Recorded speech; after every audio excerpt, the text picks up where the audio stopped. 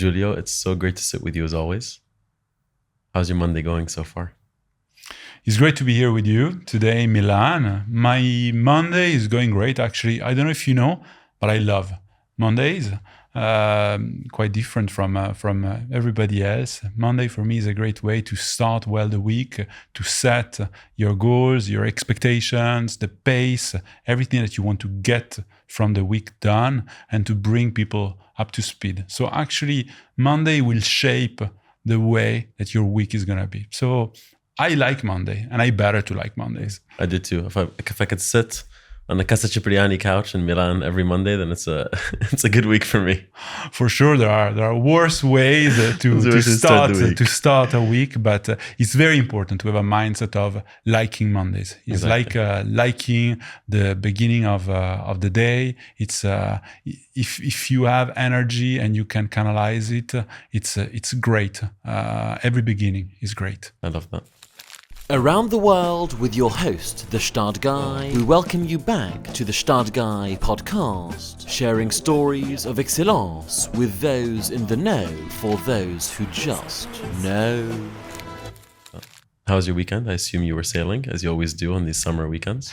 Actually, I was not sailing this weekend. I love sailing. I have a big passion for sailing. I have an old boat that requires a lot of passion, attention, and time.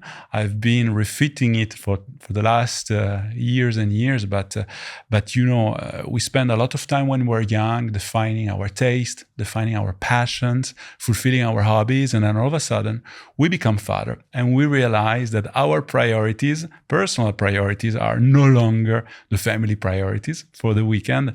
And all of a sudden, there is a new kid, not in town, but in the house, that has needs that need to be fulfilled. And being a father is great. It's a lot of responsibility, but all of a sudden you realize that the weekend is no longer just for you and for your hobbies or for sport or for reading, but is there for sharing and for teaching and spending quality time. Sometimes it requires a lot of patience, but it's truly rewarding. I love that. Well, thank you for sharing, as well as being a great father to a beautiful son and a great husband to a beautiful wife. You have become a dear friend of mine, and I'm grateful for you and our friendship every day. We have a unique relationship that I'm very grateful for, of friendship, of partnership with work, also of mentorship. I feel like a mentee of yours, and I'm always learning a tremendous amount from you. From the moment we met, we were introduced by our dear mutual friend, Damien Bertrand, about 3 years ago? Yes, pretty much 3 years ago. I was in the middle of a big change in my life. Once again, a new beginning, exciting new beginning. And you were among the very first people that I met in this new beginning. I love that. And from the moment I met you, I remember thinking, this is far closer to the real life Gstaad Guy than I am. A real life connoisseur, someone who is mixing 3 to 4 languages to best communicate a thought. You choose the language that has the most expressive word at times, which the language the rest of your sentence is in can't cope with, which is something that Constance would do in a video at times, but you do it exceptionally more tastefully than Constance, actually. You have an incredible way of describing something that seems simple incredibly eloquently, and that's something I try to learn from you. And as a result, you've become the CEO of an incredible business, Acqua di Parma, which you're now running out of Milan. So we're joined today at Casa Cipriani in Milan, and very excited to learn more about you, your career, and the amazing business that you work on today. Thank you. I think you are way too nice, and you're almost capable of making me blush. So this shows your skills in public speaking and in being and also in being a dear friend. I'm also very happy to have met you. I could spend hours in saying great things about you, but what I think, and that's why I take pleasure knowing you and working with you, is that you are young, passionate, but you have a great understanding of complexity, and you also have a fantastic capability, which is reading complex situations and being capable of focus precisely on where the critical topic is, and addressing it in a very simple way and in a humble way. I've always been fond of humility. And I've always been fond of people who can, at the top of their life, at the top of their career, be gentle with the gentle, and being strong with the strong. Sometimes some people do the opposite. Sometimes it's easy to do that, but I tend to admire those who are humble and who are always nice. I think it's part of the elegance of a person and of savoir vivre, the way we can relate with the other, the way we can feel the other welcome in what they're doing in their life. I don't know if I told you once, I am Italian. I come from an Italian family, but there is a lot of diversity, heterogeneity in the family I come from. In my family, there are rocket scientists, there are scientists, there are musicians, there are archaeologists, any kind of disciplines, or all mixed up. There are a few that I tend to prefer more, a few that I tend to like less, but for sure, this taste for humility that comes from some people in my family has remained is a skill that you need to develop with time, because it's not peculiar of the young people. And when I was younger, I was following this adagio, but with time you start appreciating it. My uncle was a musician, and he was traveling all the time in tournée with the great orchestras in the world, and he was a conductor, a good one, and 30 years ago, he went to Japan. He was hosted by a great, very important host in Japan, very iconic person. And my uncle was a great artist, very well renowned, but he was an artist. And artists, they don't control everything about their life. They are so focused about certain things, about others. They're simply not. So he shows up at this fantastic reception and dinner, and in Japan, you remove your shoes. And so he removed his shoes, and as an artist, he forgot that his socks, his tight was amazing, but his socks, there was a hole in the sock. And the host that I mentioned you about noticed discreetly that. He went to the loo, he made a hole in his socks, and he got back. So the guest was not feeling embarrassed because the host was in the same situation as his. And I find this little attention, little care from an important person to another kind of influent person very interesting. I love that. Well, first I want to acknowledge and thank you for your very kind compliments to me. And I know I nearly made you blush. I nearly made you blush, but you absolutely made me blush. So I really, really appreciate your kindest words, as always. And I must say, if I had a hole in my sock, I think you'd cut a hole in yours as well. And you do show that in the non-literal sense over and over again in our dear and unique relationship. And I really appreciate that about you. Thank you so much. Thank you. I would love to start this conversation with what the audience can already see. It's us sitting here today, you dressed incredibly well, and as the discerned connoisseur that you are, but also on a fun topic in the iconic navy blue that I always see you in, and that I learned from you. I dress Constance more and more often in this discerned navy blue. There's lots of people in power around the world, politicians, business owners, who are dressed either sporty or elegantly in this ocean color of navy blue, as you always are. And I'd love to know why.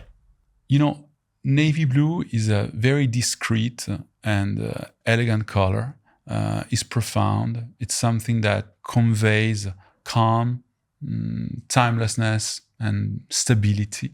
And if you know me well, you know that in my mind, there are so many ideas. There is so much creativity that I prefer to communicate it through my words and through my actions rather than to the way I dress. And I prefer to reassure myself in the morning and the people around me with a very comfortable, stable, steady, and elegant navy blue, which is, by the way, also timeless and makes me think that the way I dress is very much based on true quality and not on hype and not on fashion that by definition is exposed to constant changes. Myself, I prefer not to play this game. I prefer to be on the timeless side. I think the trends are with us today on this conversation. A few years ago was slightly different, where people were less intrigued by timelessness, in the masses at least, and many connoisseurs and people who share your discernment were already embodying that way of life. What I love about you is that no single decision you make in your work or in your personal life is a siloed decision. It's always part of a bigger picture and a bigger way of thinking and a bigger way of being. And that's something I learned from you over the years of knowing you, is that a choice for something as simple as a color is never as simple as that color choice for an outfit, or an item someone wears, or decision someone makes in the way they travel and live. It's always part of this bigger picture of who someone is. And I'd love to actually start a conversation there and explore what it means to you to be someone who is discerned, who is a connoisseur, and someone who takes part in a luxury way of living, or luxury consumption in your eyes, with brands that are iconically part of the Gstaad Guy communication, including Acqua di Parma, Loro Piana, Audemars Piguet, and many other iconic brands that are part of this quite small circle that I love to talk about a lot on my page. I believe that basically it is linked to me being Italian and to the definition of luxury that is dear to, I believe, every Italian. If we have to simplify things and not spending hours in details and in precision, I would say that luxury in France is much closer to a dimension of Versailles, la cour, the opulence, fashion, the hype. Whereas, always simplifying, in Italy is much closer to an idea of craftsmanship. Bello, ben fatto, okay? And these roots, its tradition to the tradition of Renaissance and humanism, where mankind and man was the measure of all things, where in every kingdom across Italy there were ateliers of artisans that were learning the art of crafting, but learning the art of craft was not enough because the dimension of the artist itself was extremely important. There was a blossoming of many ateliers. There is a big difference, for instance, in the craftsmanship in Italy and the craftsmanship in Asia, for instance. If you think about the Confucius and the school of Asia, is you're a great master if you can replicate what your master taught you. In Italy, you were a great master if you were capable of mastering the art, but then if you were capable of taking a step aside and creating your own way of conceiving beauty and creativity. And that's what gave birth to what we call artigianato artistico, that, in my opinion, is what lies far behind the tradition of luxury in Italy. And once again, why in Italy there was this blossoming of atelier, of artists and crafts, because Italy was split in many kingdoms, and every lord wanted to finance those artists and crafts in order for them to sing his glory. That's the principle behind Renaissance. The blossoming of art in Italy was coming from very wealthy small kingdoms that were financing craftsmen and creative craftsmen in order to sing their glory. And since every artist and craftsman wanted to differentiate from the other in order to receive the attention from the Lord, that's the famous step aside. And so there is a dimension of luxury in Italy that is very much linked to craftsmanship and very much linked to creativity. And this is what I call artigianato artistico. And I try also in Acqua di Parma to bring this dimension in everything we do. The idea of associating a fantastic craft that very frequently is perpetuated from the past, is an old know-how, an ancient technique, and associating it with a beautiful and modern design and with some twist of unexpected creativity. But everything sits in a line of worthiness. Beautiful. I love that you teased how that's relevant to Acqua di Parma. For the audience that don't know, Acqua di Parma is a beautiful fragrance house, over 100 years old, from Italy. I was introduced to the brand as a child, as my grandfather and father had been using Acqua di Parma fragrances, and was so delighted to hear the news when you were to become the CEO of the brand. And I always perceived Acqua di Parma as this sort of sunshine in a bottle. To me, it was brightness, hygiene, freshness, but it's so much deeper than that. And every time we have the pleasure of connecting over the topic, I learned so much more about the brand from you. So I would love to learn more about the history of Acqua di Parma and your perception of the brand and where it is today. You know, when Acqua di Parma is a beautiful house. It's a beautiful house that will celebrate 110th anniversary next year. What is interesting is that when we think about the boom of niche fragrance brands in the last years, we think about thousands of small brands that come and go.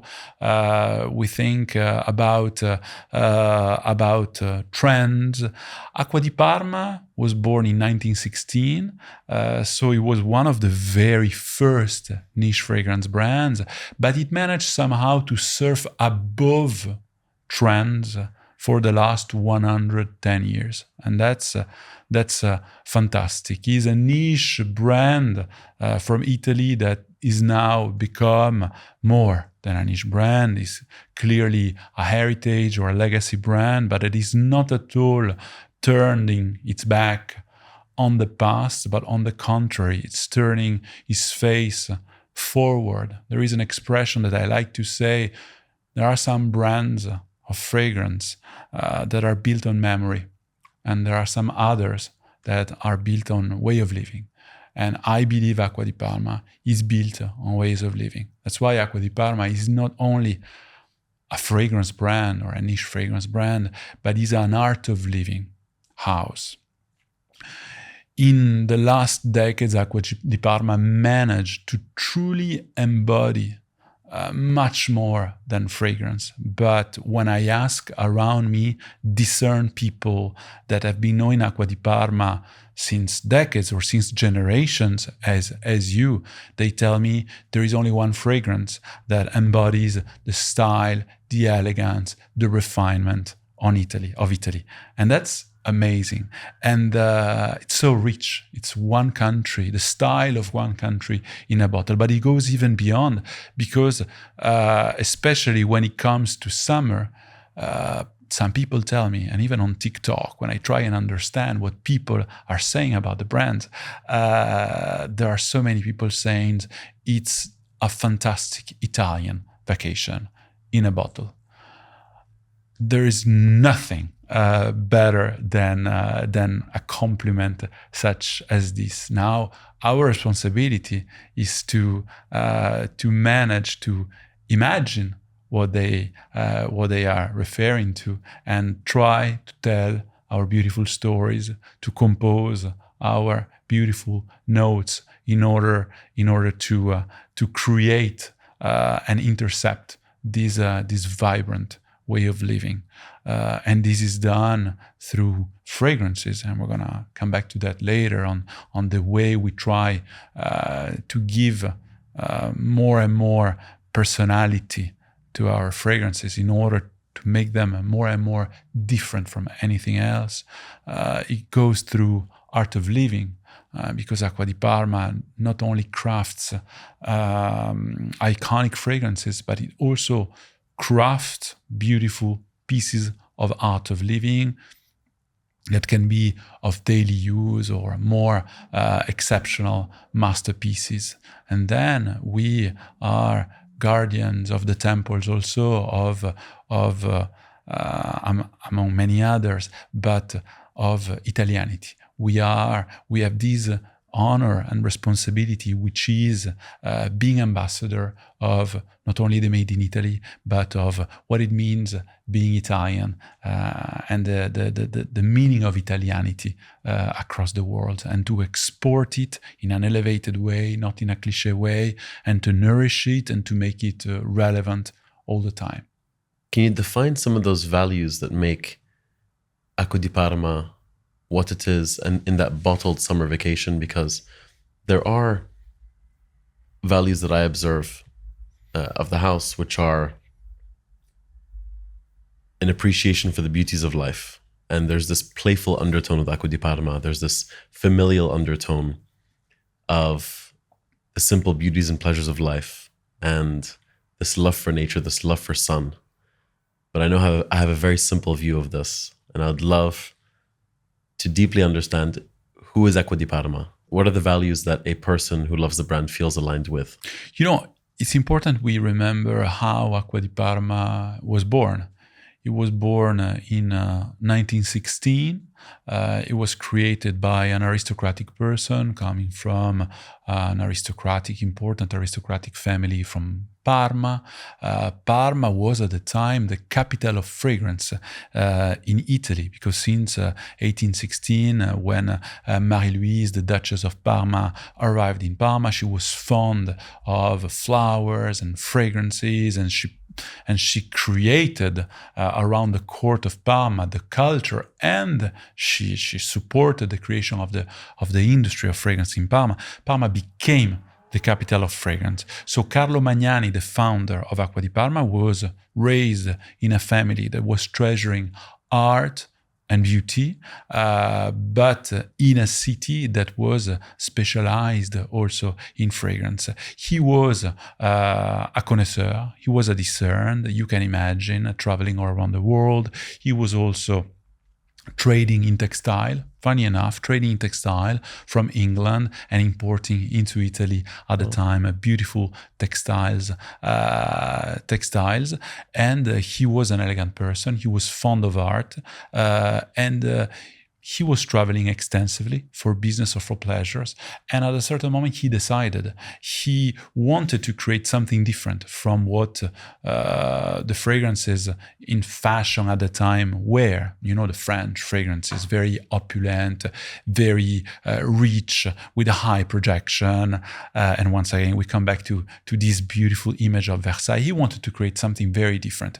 He wanted to create something for himself and for the people close to him enough to feel this fragrance. And he wanted this discreet, refined fragrance to be embodying the sun of Italy and the atmosphere of Italy during his trips. So he created this fantastic eau de cologne, Acqua di Colonia, with those beautiful signature of citruses on top, supported by these unique and charismatic but very discreet aromatic notes, more on the bottom. This fragrance was for himself and for his very close friends. And after a few years of people close enough to him complimenting, he decided to distribute it in a very discerned, if you know, way. And so through tailors, Acqua di Parma was distributed. So elegance, refinement, discernment were clearly values at the roots of was created. And it's funny because tailors were spraying Acqua di Parma as a final gesture to the suit that they were creating. And this is the way, according to the legend, the founding myth of Acqua di Parma, that Acqua di Parma became familiar with actors and very important people traveling to Italy during the 50s, the 60s, the years of La Dolce Vita. They were having beautiful suits tailored in Italy, and the final touch, the invisible touch of their silhouette, the last one was a spray of Acqua di Parma. And they brought back this piece of Italy, and this is how Acqua di Parma became a well-known fragrance among the if you know people. And then in the 90s, three amazing entrepreneurs of the made in Italy, Luca Cordero di Montezemolo, who was the presidentissimo of Ferrari at the time, an amazing entrepreneur, Diego Della Valle, of course, owner of Todd, and Paolo Borgomanero, who was also an amazing entrepreneur from Italy. They spotted this beautiful little yellow pearl of Acqua di Parma and decided to finance its development. They opened the first boutique of Acqua di Parma in Monte Napoleone, and then they decided that yellow had to become the truly iconic color of Acqua di Parma. So everything became more and more yellow in Acqua di Parma. And this yellow was at the same time reminding the sun of Italy and the facade of the Palazzo of Parma and the citruses that are the head notes signature of Acqua di Parma, and started also thanks to Diego Della Valle and his leather expertise started developing not only as a fragrance brand, but also as an art of living brand on leather goods. And it was a ultra luxury fragrance brand. And then at the beginning of the 2000s, LVMH spotted this beautiful pearl and started to develop it at the international level. Wow. I'd love to go back to the tailor story you were talking about. I know you told me once, I was asking you about historically how is Acqua di Parma applied, because I've seen people apply fragrance on their wrists, on their necks, on their whole outfit. And you had mentioned that people outside of the tailor were also spraying their foulards. Foulard, absolutely. The neckerchief and absolutely tying it around their necks, right? But yes, this was the way at the time people were applying fragrances, absolutely. And so Acqua di Parma was not an exception. Carlo Magnani at the beginning was applying Acqua di Parma on his foulard. And once again, this is why it's considered to me as part of the silhouette. It's the invisible part of the silhouette. And why it's invisible? Because it's a fragrance, but it's a very discreet fragrance. There is a sillage that is elegant, that is there to please you. And once again, the people close enough to you in order that can appreciate it. You mentioned once, I remember in one of your most famous posts, smell good, not strong. Well, Acqua di Parma is 100% about that. Even in these days where people are asking for sillage, projection, longevity, I think we have to remain true to ourselves. We don't have to compromise our philosophy. Our projection, as expert people call it, is always be toned down. It's going to be discreet, always. Of course, we want to be relevant, always, and we're working on our longevity. So Acqua di Parma will be always a very discreet sillage, but with a unique way in order to have an association between sillage and longevity. You talk about the silhouette that Acqua di Parma is a part of, and it's something that you talk about a lot. To me, a silhouette is the picture someone paints of themselves through the way they dress, hold themselves, and express their values, who they are, or how they want to be perceived through jewelry, fragrance, clothes, and other ways of expression. I assume that's a far more basic definition than what you have for silhouette. How do you define the idea of a silhouette, and what part does Acqua di Parma play in your eyes? I believe your silhouette can be seen in two ways.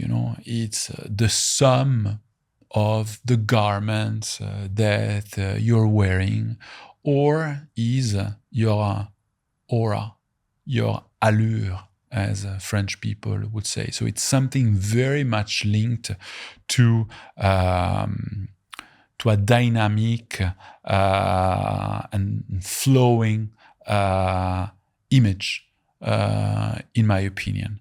It's very much linked, hence, to color and to movement. This is the way, if I close my eyes, I define silhouette is one's own way of capturing color and movement. Of course, this is a part of the sum of accessoires and garments, etc., etc. And what I love about Acqua di Parma, at Acqua di Parma we use two words to define everything that we do, and those two words are very different. We say vibrant sophistication. In Acqua di Parma, we want everything we do to be refined, sophisticated, timeless, to be rooted in the best craft ever. But at the same time, we always want to bring the heritage that was in the founding myth of the brand, la Sprezzatura, of the founders and the entrepreneurs that we mentioned before. And la Sprezzatura is the capability of being elegant while playing with the codes at the same time. Is the capability of giving the impression that you don't care, where you care, but you know the rules so well that you give yourself a license not to apply them literally. And this is very much linked also to the exuberance of the Italian character, to the lightheartedness of the spirit in Italy. And so I believe that the contribution of Acqua di Parma to the silhouette of a person is this combination and this contrast of refinement and sophistication, but at the same time, unexpected vibrancy, lightheartedness, exuberance, and playfulness somehow.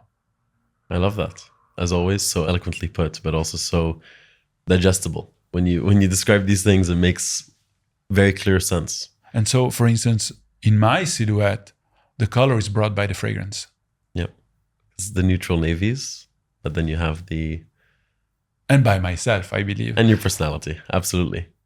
This podcast is brought to you by Poubelle, by the Gstaad Guy, allowing you to express all the things you love and all the things you may question on interchangeable charm jewellery that can be combined to create bracelets, necklaces, handbag accessoires, and much more. From iced matcha and reformer Pilates to sauna buckets and a pair of skis. All the things you love and even the things you question can be expressed through Poubelle.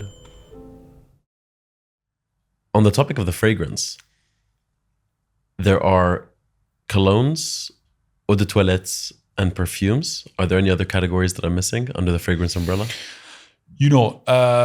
When we talk about, when we label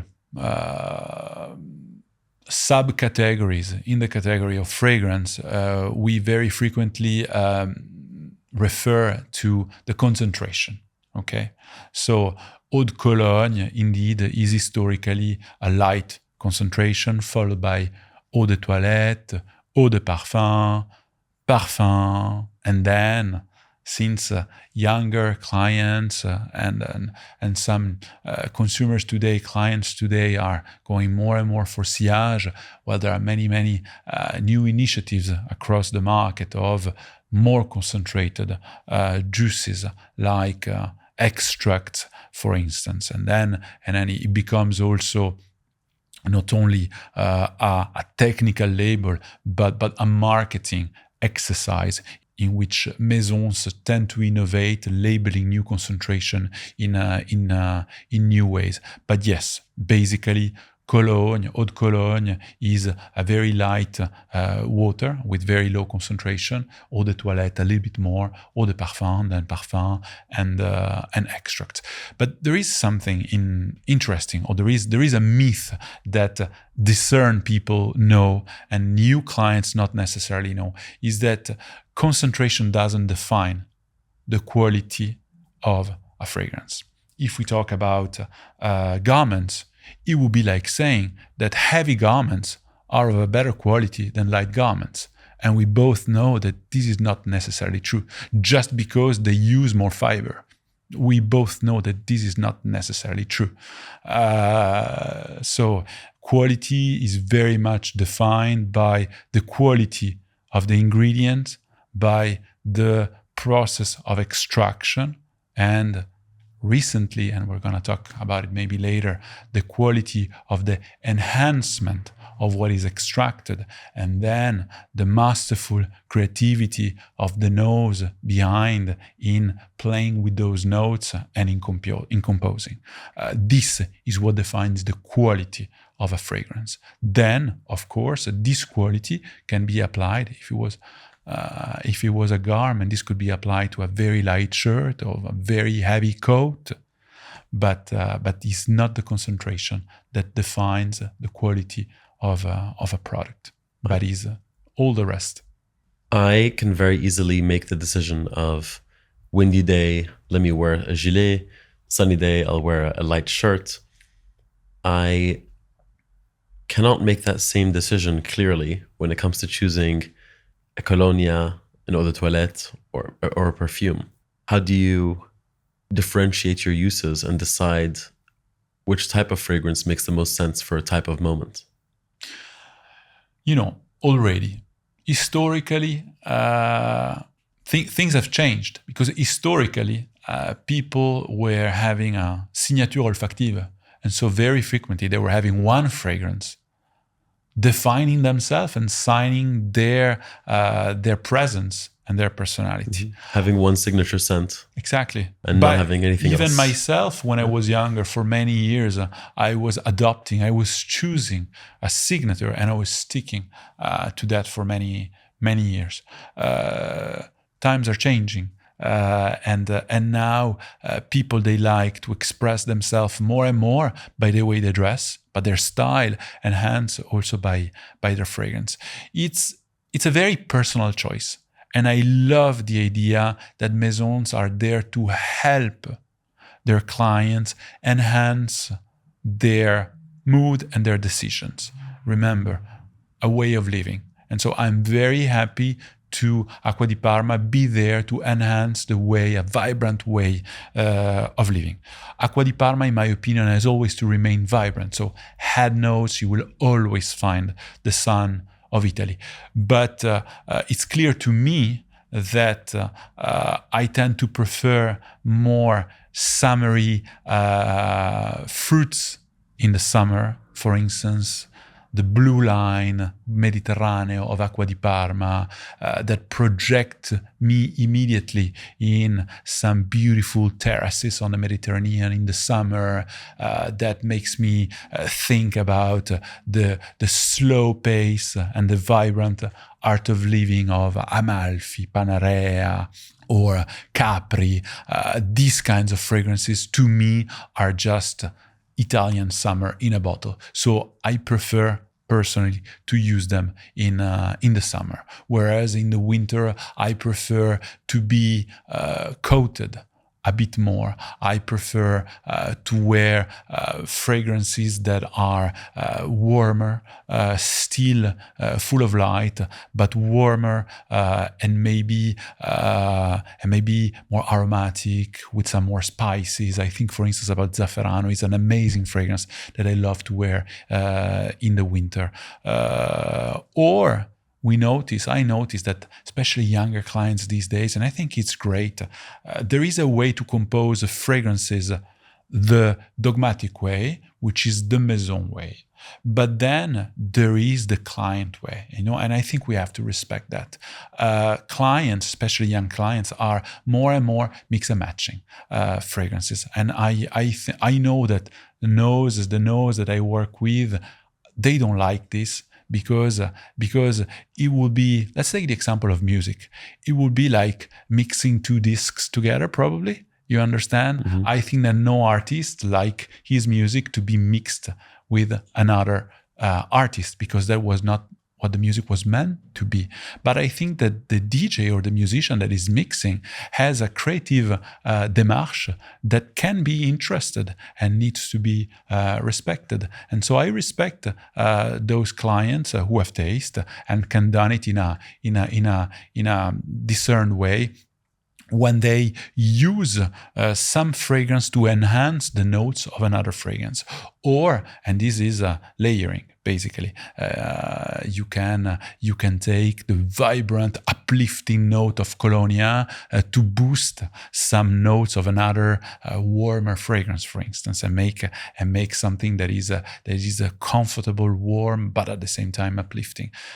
Or some other clients, for instance, these days, they love the idea of zoning, which is applying one fragrance on the neck and another fragrance on the wrist, for instance. This also is a very interesting exercise. Okay. And now, as the viewers can see, those who are watching and not just listening, you've expanded beyond just the fragrance side of things into the l'art de vivre, art of living, or as you say in Italian, l'arte di vivere. L'arte di vivere.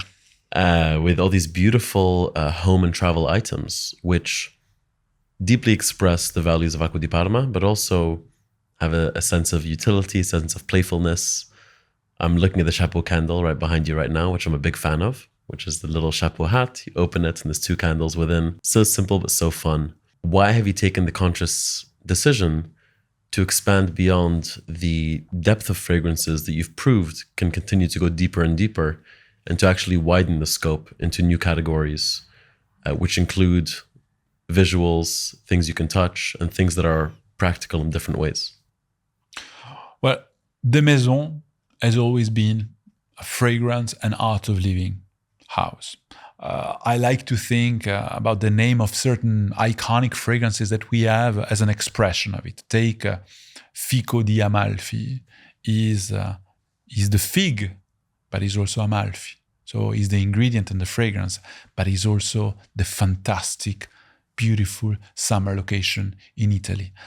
And I also believe if you truly want to close your eyes and have a trip to Italy, you cannot only limit yourself to fragrance. But if we want to bring this experience of Italy, we have to expand, and we can expand our experience to the arte di vivere. And the arte di vivere, what is? It's somehow very much linked to luxury, but somehow not linked to a classical definition of luxury. I like to think that the arte di vivere is not linked to luxury in the meaning of luxuria, opulence, exaggeration, but is much more linked to the idea of mindfulness, which is finding the beauty every day, which is bringing value to every day of your life through great things, but also through the small rituals and the small gestures. You know, there is one phrase that I like very much, which is the time to craft, the discernment to appreciate, and the intelligence to smile.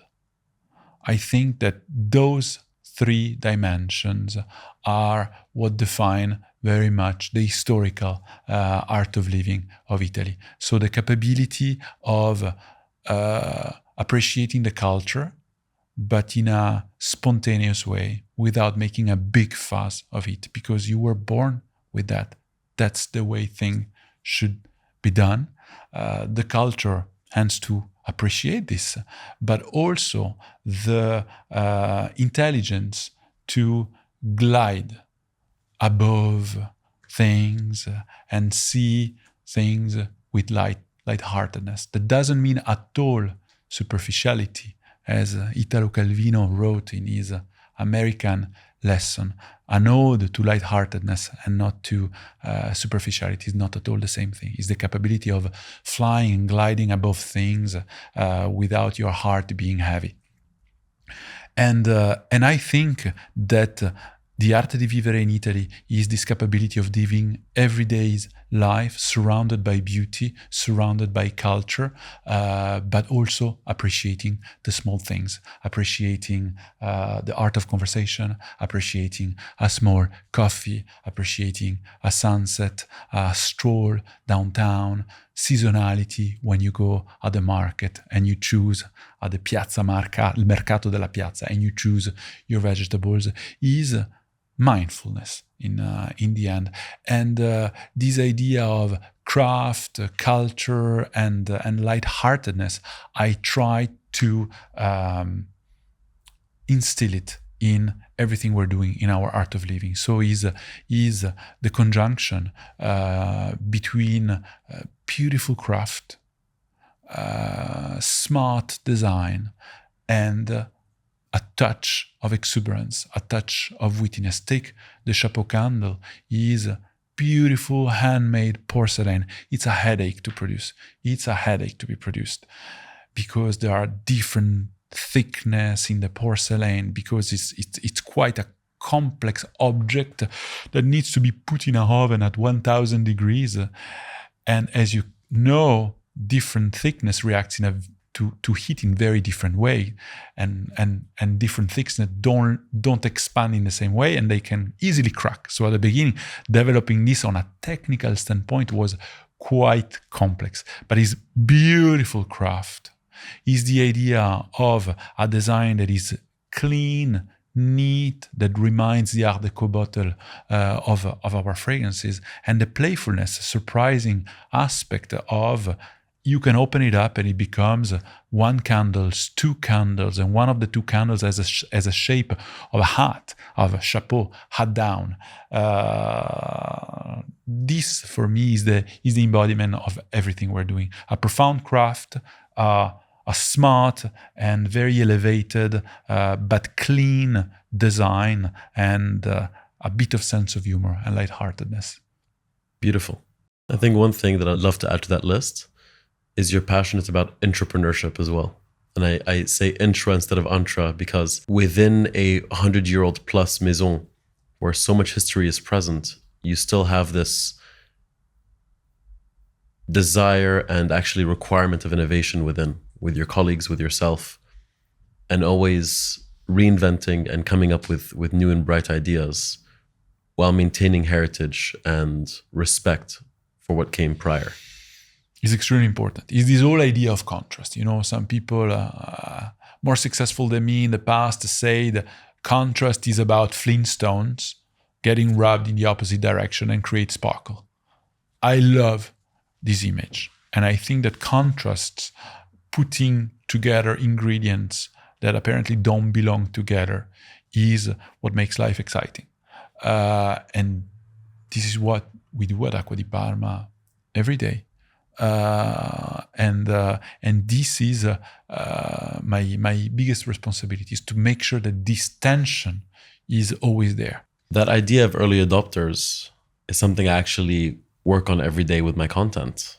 When people come up to me on the street and very kindly tell me that they love Gstaad Guy, if they've been viewers for a long time, they make sure to make that clear that they've been watching Gstaad Guy before anyone else. And there's a certain sense of pride of being an early adopter and a certain sense of sadness for early adopters when too many people join the party that they've been a part of for a long time. And I see that with people who love brands like Loro Piana, Acqua di Parma, Audemars Piguet forever. And when new people join the party, they're like, but I was first to the party. But as a business operator like myself, who always wants to grow my page and grow my business further, I need to find the balance of making the early adopters happy and the early few, while also making the new ones happy and also onboarding new members of the party who have shared values. And I try and play with scarcity and abundance a little bit here and there. I'd love to know on your side, as a business operator, as well as a tastemaker in the world of fragrance, how do you play with scarcities and abundance and novelty and heritage to create a mixture that satisfies the early adopters while nourishing and growing new customers and new members of the Acqua di Parma family?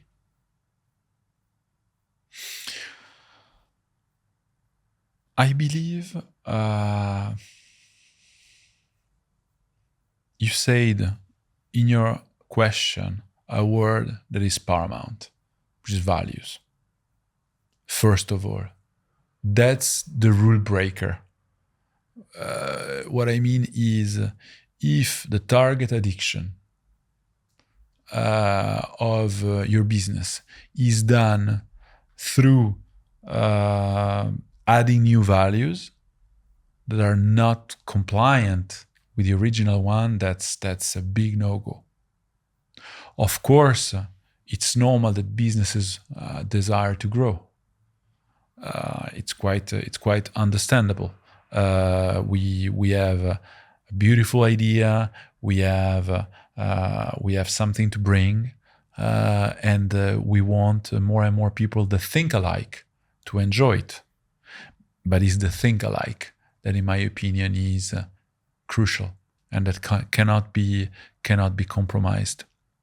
And there are many examples in the past in which a product has been adopted by another community that was using it in a totally different way, and the original community was unhappy with that. And I think that this is what we have to be careful of. So I don't think there is a game of exclusivity that should be applied to the business I work on. For instance, what I mean is, I don't think we should play the game of the wait list. I don't think we should be in this kind of game. But we are in the game of craftsmanship requires time, and we are not gonna hurry craftsmen and compromise on quality. That's for sure. That's for granted. But I think that the dimension where we have to be extremely careful and we have to be jealous of our products is not to make certain products way too available at the extent that they will hack what the brand is. If you are a fragrance brand, and there is, for all the reasons you want, a certain kind of product that takes over fragrance and is adopted by a new clientele that has nothing to do with the origin of your brand, but that's a little bit worrying. So this is something that you have to be careful, where you develop your brand in terms of categories, in terms of design, in terms of communication, and hence what are the products that you are promoting, and are you consistent with who you are? The moment in which you start not to be consistent with who you are in the products that you promote, but that's an alert to me. So this is the way I prefer to think about the business I run, in being selective. I want to be coherent, and I want to be true to myself, and the growth and the development of the house will be done through what we can and want to do best. Art of living and fragrances built on craft, singularity, and vibrant design. When you talk about crafting a brand, it makes me think of you as a business operator crafting and continuing to grow Acqua di Parma, but also makes me think of people who are crafting their own brands and their own identities, which can be an extension of values they already have, or values they're looking to learn from and adapt into their own way. I have caught myself doing this many times in my life, and it's something I actually actively practice, where I try to think of my favorite versions of myself, because the way I act in a meeting room is different to how I act on a couch with friends, different to how I act on vacation with family. And although I like to think that my values never change, and I like to hope that my values never change, the way I act naturally does in different environments. And the favorite version of myself, I've said it before, is the version of myself traveling to a new place I've never been to before. I'm always a bit more patient. I'm always less irritable. I'm always more observant. When you travel to a new place. When I travel to a new place. And when I'm in a familiar place around people I love, I'm usually slightly more irritable. I'm usually a version of myself that I'd like to improve when I'm around family. And I'm sure this is something that people can relate to. They don't love themselves at Christmas dinner because they argue a little too much with their siblings, but they love themselves when they are moving to a new place because they can be the person that they often wish they could always be. It's the new beginning. It's a new beginning. Buongiorno. Buongiorno. Exactly. But when crafting... It's giving yourself a new chance. There's nothing wrong about that. As long as you try, of course, also to improve yourself for real. It's true. But I think that the act of defining the values that mean a lot to a person are quite similar to the ways that you've defined the values that mean a lot to Acqua di Parma and to the businesses you've worked on, and working towards an ideal version of self. When you think of Acqua di Parma, do you think of a person or maybe a few people or even a type of person that has values you try to craft within the brand? Because that's what I do on a personal level. I look at people I admire, try to pull attributes from all those different people and craft this future version of myself of what I'd love to be one day as a father, as a business operator, as a friend, someone who's more calm, someone who's more composed, more patient, and then ultimately work towards those things. And I wonder if you do a similar thing with the business by looking at a person and thinking, I would like my brand to share the values of this person. Could be fictional, could be real life. You know, relevancy, hence communication, execution, is something that is constantly shaped and adapted. Values don't. Values of a maison, if the values of a maison keep changing, you don't have a maison.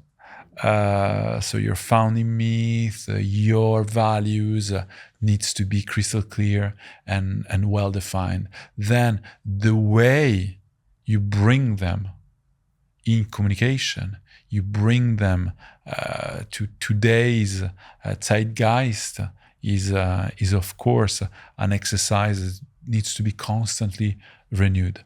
But values, they tend to be all the time the same. But of course, this is an exercise we try and do frequently, which is if my brand was a persona, what that would be today. Because the people, for instance, embodying those values today are different, look different, behave in a different way, apparently, than the people that were embodying those values 30 years ago or 100 years ago. Gstaad Guy embodies some values of Acqua di Parma. I can tell you that Gstaad Guy doesn't look like Carlo Magnani. Or doesn't look like Luca Corriere Montezemolo, literally. But of course, if you dig in, you will find that there are certain values that are there. And so it's the capability. Our job is also the capability of how to express the core values of the brand in a way that is relevant to today. And if we take the example of Gstaad Guy, is a fantastic way to express timelessness, discernment, and sense of humor in a contemporary way that resonates to many people. I appreciate that. Thank you. Well, thank you for bringing back the topic of Gstaad Guy in a very Gstaad Guy way. On every episode of the Gstaad Guy podcast, we play a brief game of à la Poubelle versus Fantastique. And I would love for you to share with us today 2 or 3 things that you would like to see changed and improved that are at La Poubelle, and 2 or 3 things that you love, celebrate, and are grateful for, and that you find to be fantastique. First, à La Poubelle, social network-driven tourism. We cannot, and we don't care less, see you everywhere in the world, in front of monuments, of the latest, hottest phenomenon or event. We don't care. So please, don't create over-tourism just not to impress us. Travel off-grid, travel to new and different places, or also travel less? Also travel less. Travel when is important. Travel when is meaningful. Travel when is important. Travel when is meaningful. Don't travel not to impress us. Stop bothering those poor people living in beautiful places. I'll try to practice that as well. I try to add meaning to all my travels so that they never come off as meaningless, but some of them might be. So I'll try to make sure that when you travel, travel, there is an important reason for that, because it has consequences on the environment and on the place itself. You're going to ruin it by traveling with no purpose. And your point of this is impressing people on social network. People don't get impressed. Mm-hmm. Second, of course, second à La Poubelle, I could not say anything else, but is having a fragrance that smells too strong and that announces that you are coming in a party even before you are in the party. À La Poubelle. Absolutely, à La Poubelle.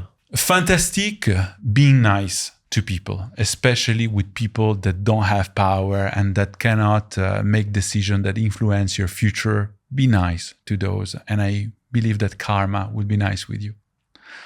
Love that. Fantastique. Second, fantastique is tasteful curation. If you only have money, you can only buy new things and bling new things. But if you have taste, the possibilities of choices will be endless. So show us you have taste by buying something that has heritage. I love that. Beautiful. Fantastique. Well, Giulio, I think you truly embody the ways of a discerned gentleman by doing what's fantastique and not doing what's à la poubelle. You stand by your words, and I'm excited to continue to learn a lot from you. And I really do appreciate you being here on this podcast today, as I'm sure the audience does. I continue to learn a great deal from you, and I'm very excited for our friendship to continue to grow and blossom, and to watch you continue to steer Acqua di Parma in the right direction, to share many of the values you embody as a person, but also continue to brighten up people's days and silhouettes. Improving the days of people around us, it's an important mission, but it's something that can change lives for good.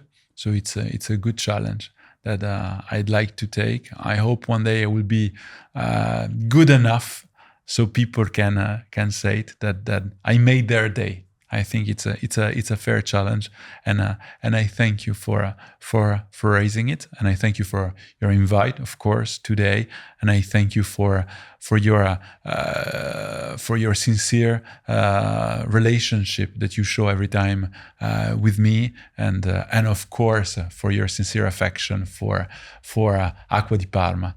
This fantastic maison that we both love, that stands on values of discernment, of timelessness, and of human dimension, and of a touch of vibrancy that I know Constance dears very, very, very much. Absolutely. Thank you so much, Giulio. Grazie mille. Thank you. Thank you for being here. Thank you. Thank you for listening to this episode of the Gstaad Guy podcast. If you're keen to learn more, please follow along by engaging with our social channels on Instagram, TikTok, Spotify, YouTube, and Apple Podcasts. And we look forward to seeing you next week. Merci beaucoup, à la prochaine, and a big hug from the Gstaad Guy.